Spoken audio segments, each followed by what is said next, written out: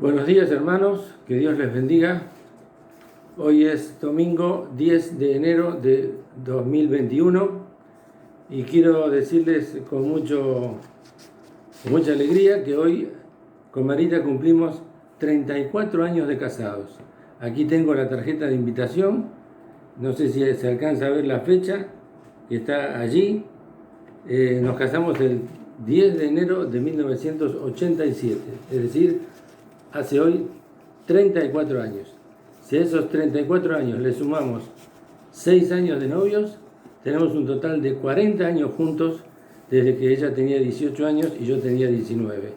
Realmente doy gracias al Señor por este tiempo que estuvimos ininterrumpidamente juntos y la verdad que tengo que decir que estoy contento y feliz por todo lo que el Señor nos ha dado, sobre todo por las 2 hijas que el Señor nos dio.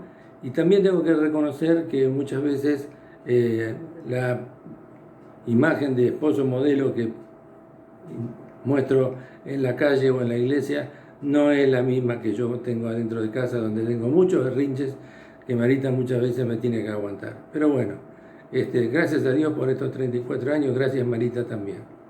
Vamos al pasaje bíblico de esta mañana. Les quiero decir que he grabado varios, en realidad ya perdí la cuenta de cuántos videos grabé, porque me arrepiento y vuelvo a grabar otro y así sucesivamente, porque no estoy conforme con lo que me cuesta mucho grabar. Realmente no estoy acostumbrado, pero prefiero hacerlo así porque tengo miedo que en el momento del Zoom yo no esté en condiciones de poder dar la clase y entonces se quede la clase sin ser dada. Pero quiero decirles que preferí entonces el video para que por lo menos la clase esté dada, asegurada, esté subida y no haya inconveniente alguno que pueda faltar. De todas maneras, hacer un video es complicado porque cuanto más largo es más difícil de subirlo.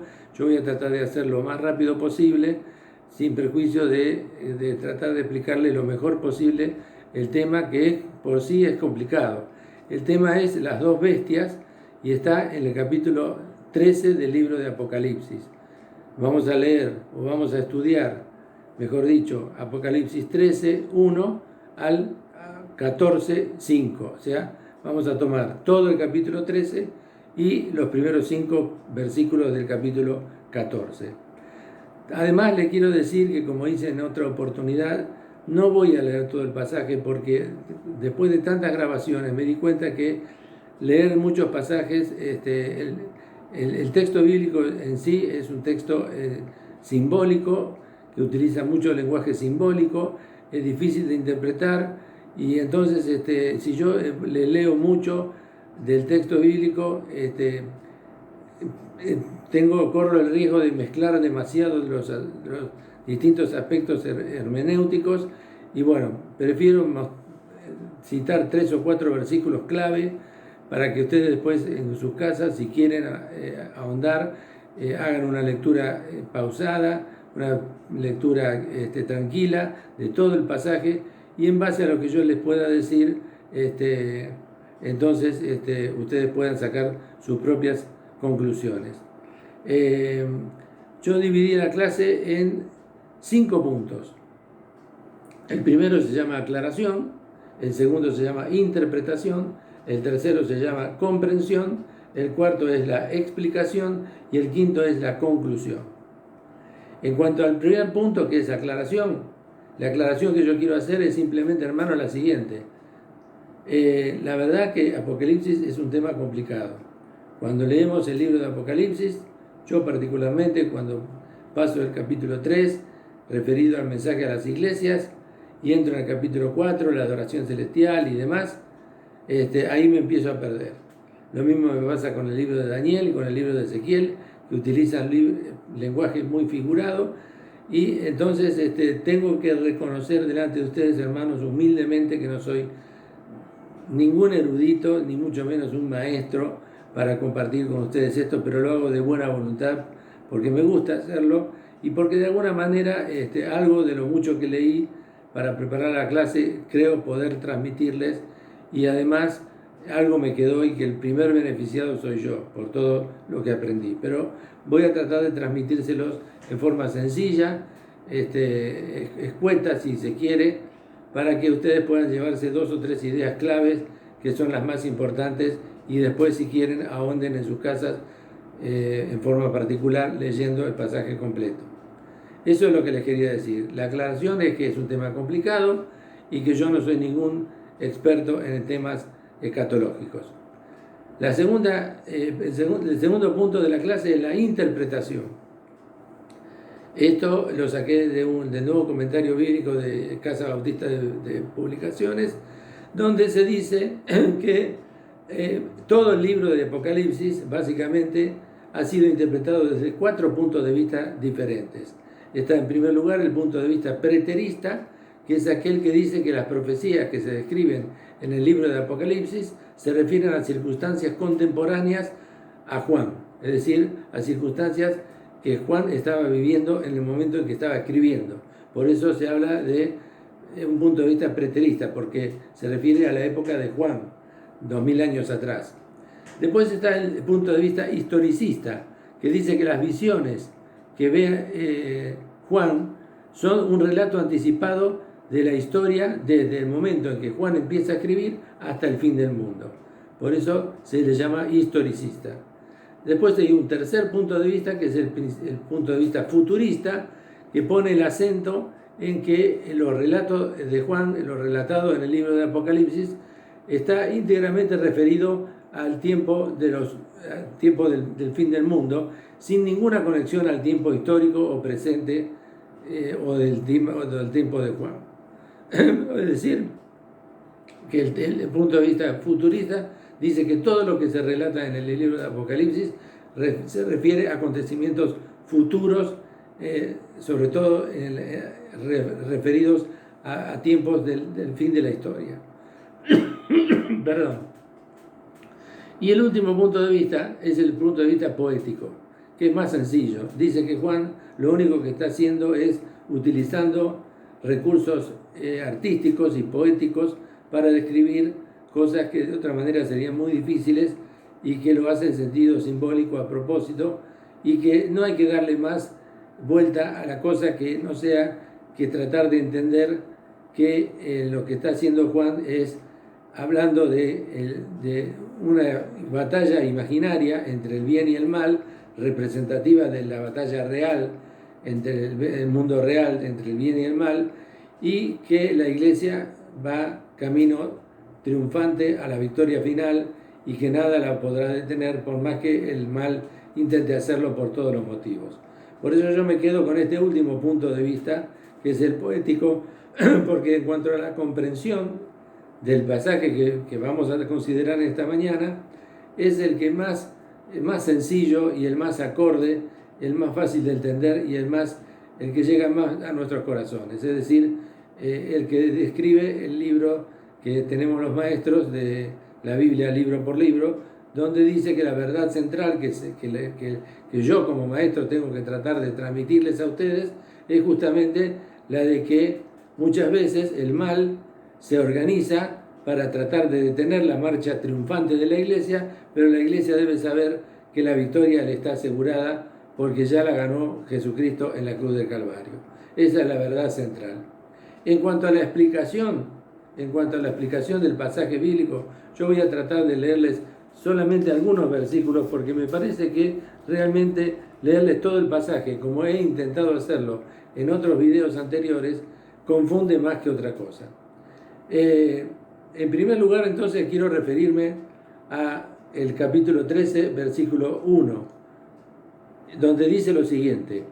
Habla Juan y escribe: me paré sobre la arena del mar y vi subir del mar una bestia que tenía 7 cabezas y 10 cuernos, y en sus cuernos 10 diademas, y sobre sus cabezas un nombre blasfemo. Les dije que el título del tema de la clase de hoy es de las 2 bestias. Bueno, esta es la primera bestia, la bestia que Juan vio subir del mar. La primera bestia que Juan vio subir es la que vio subir del mar. ¿Qué es lo que representa esta bestia que sube del mar? Bueno, esta bestia que sube del mar representa a todo tipo de mal que busca detener la marcha triunfante de la Iglesia hacia la victoria final. La interpretación más sana, estoy leyendo del comentario bíblico Mundo Hispano, dice: la interpretación más sana que se puede derivar de este pasaje es que la bestia es la personificación escatológica de todo lo que se opone a Jesucristo. La descripción que se hace de la bestia conlleva tanto implicaciones teológicas como políticas. Esto es, por lo tanto, no quita que pudiese incluir una manifestación final de la bestia en la historia humana. Debe entenderse, no obstante, que dicha manifestación pudiese ser de un individuo como también de un sistema económico, religioso, político o social. El texto dice que el dragón le dio poder y dominio a la bestia pues representa a un colaborador de Satanás. Así que esta es la primera bestia que Juan vio salir, que fue la que salió del mar. Hay otras muchas cosas que podría decirles. Los judíos generalmente consideraban que del mar podía salir el Leviatán y otros monstruos marinos que buscaban el mal contra el pueblo de Israel, pero lo básico y lo fundamental aquí es que la bestia que sale del mar, que es la primera bestia que ve Juan salir, es la que representa todo tipo de mal. Y después viene la descripción de la bestia, lo que la bestia puede hacer y lo que intenta hacer. Y después encontramos en el versículo, hay un detalle muy importante que quiero recalcarles a ustedes, es lo siguiente: la bestia, esta bestia es una bestia que surge del mar y es una bestia que tiene un poder muy grande y que va a ir en contra de la Iglesia, pero lo más importante es en el capítulo 13, versículo 10, que, como dice el versículo, si alguno lleva en cautividad, va en cautividad; si alguno mata a espada debe ser muerto. Aquí está la paciencia y la fe de los santos. El capítulo 10 el versículo 10 es el versículo donde Juan insta a los creyentes a confiar. Jesucristo dijo: mas el que persevere hasta el fin, este será salvo. Bueno, lo que dice el Apocalipsis aquí en este capítulo 13 con respecto a la primera bestia que surge del mar, es que es una bestia que está puesta para atacar a la Iglesia, para detener la marcha de la Iglesia hacia la victoria final, pero no lo va a lograr. Pero por supuesto va a infligir muchas dificultades, mucho dolor, muchas pruebas y muchos inconvenientes a la Iglesia de Cristo, y solamente los que perseveren se los insta a perseverar hasta el fin. Así que yo no sé cuál va a ser la bestia, yo no sé cómo va a ser su fisonomía, no sé si va a ser un ser vivo real o va a ser una entidad política, religiosa, económica o lo que sea, pero lo cierto es que va a ser una entidad, viva o no, que va a buscar detener la marcha de la Iglesia y que con eso va a intentar un montón de cosas que los cristianos van a tener que pasar, pero que si perseveran van a lograr vencer los intentos de la bestia por detener la marcha triunfal de la Iglesia hacia la victoria final, que por otra parte está ganada por Jesucristo en la cruz del Calvario. Esa es la primera bestia, la bestia que intimida, la bestia que sale del mar, la bestia que está asociada con todo tipo de inconvenientes para la Iglesia. Pero hay una segunda bestia, es la bestia que surge de la tierra. Y dice el versículo 11, después vi otra bestia que subía de la tierra y tenía 2 cuernos semejantes al de un cordero, pero hablaba como dragón. Esta bestia que sube de la tierra representa la tierra, que es una bestia nueva, que es distinta a la anterior, porque esta surge de la tierra, la anterior surgía del mar, y que tiene una particularidad muy especial, tiene el poder de engañar, porque dice el versículo 11, en la parte final, que tenía 2 cuernos semejantes a los de un cordero, pero hablaba como dragón. Es decir, es una bestia que parece un cordero, pero en realidad es un dragón. Es una bestia que tiene el poder de engañar. Es decir, la primera bestia, la bestia del mar, la bestia que surge del mar, es una bestia que intimida, que da temor, que ya representa todos los males que va a tratar de infligir a la Iglesia para detenerla en su marcha triunfante hacia la victoria final, Pero esta segunda bestia que sale de la tierra es una bestia que está de menor jerarquía, pero es una bestia que tiene dos cuernos, tiene la particularidad de tener dos cuernos que la hacen parecerse a un cordero, pero que en realidad es una bestia. Entonces, es un dragón. Entonces, tiene la facultad, tiene la posibilidad de engañar. La otra tenía poder y dominio e intimidaba, pero esta tiene el poder de engañar. Parece un cordero, pero en realidad es una bestia. Entonces, es otra advertencia de Juan a los creyentes. La bestia que sube del mar es una bestia que da miedo, es una bestia que tiene poder, que intimida, que busca detener a la iglesia, pero que no lo va a lograr si los creyentes perseveran. Pero esta segunda bestia, la que sube de la tierra, tiene la particularidad de tener dos cuernos que la hacen parecerse a un cordero, pero que en el fondo se nota que al hablar, habla como dragón, se nota que es una bestia maligna y que justamente la característica especial que tiene es la de poder engañar. La otra intimidaba, pero esta tiene el poder de engañar. Estamos hablando de los últimos tiempos, no sé si ahora, más adelante, después, depende del criterio historicista, futurista, historicista, lo que tengan ustedes en mente, pero lo cierto es que esta bestia tiene el poder de engañar. Y entonces se les advierte a los creyentes que otra de las estrategias y de las maniobras de Satanás va a ser la de querer engañar al pueblo de Israel, al pueblo de Dios, en su marcha triunfante a la iglesia. Y después tenemos el cántico de los 144.000, que aquí hay otro tema interesante.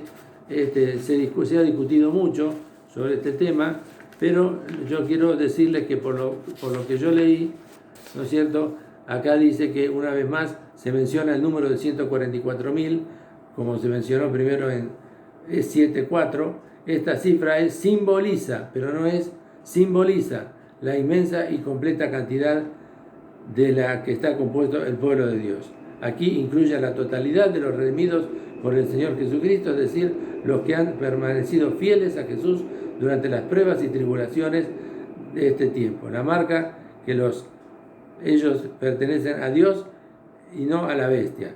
Pero no tiene nada que ver con 144.000 salvos, como creo que dicen por ahí los testigos de Jehová.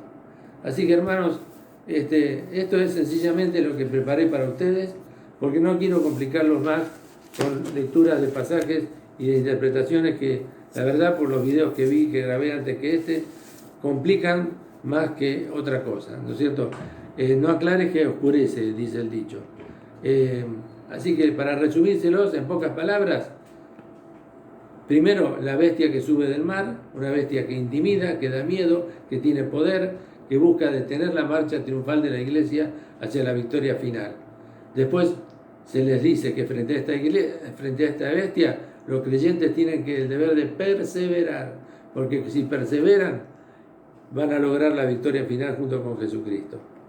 Después aparece otra bestia, que es la bestia que sube de la tierra, de menor jerarquía, pero que tiene una particularidad. Tiene dos cuernos que la hacen parecerse a un cordero, pero cuando habla se nota que es un dragón. Es decir, esta bestia va a tener la particularidad de poder engañar. Y entonces acá a los creyentes lo que se les exhorta es a prestar mucha atención a las señales de los tiempos y a no creerse cualquier espíritu que anda dando vueltas por ahí, sino que perseverar en la doctrina y en las cosas del Señor para no ser engañados. Y finalmente el cántico de los 144.000, que representa la totalidad de los creyentes que fueron fieles al Señor en todas las épocas y que de ninguna manera significa que los salvos van a ser solamente 144.000, porque es una cifra figurativa. Hay un detalle más que les quiero comentar y que anda por ahí suelto en el pasaje de Apocalipsis 13, que es el del número de la bestia, que dice que el número de la bestia es el número 666. Como sabemos, muchos deben saber esto, el número 7 representa la perfección en la simbología o en la numerología de la Biblia, expresa la perfección, y el 666, el triple 6, vendría a explicar o vendría a representar la imperfección que nunca llega al número 7, y es que representa justamente al continuo intento del mal de tratar de derribar los planes de Dios para su pueblo escogido. Eso es en cuanto al número 666. Hermanos, con esto termino la clase, espero que me hayan entendido. Grabé un montón de videos, con ninguno estuve satisfecho por una cosa o por la otra, y al final terminé tratando de reducirlo a 3 o 4 puntos.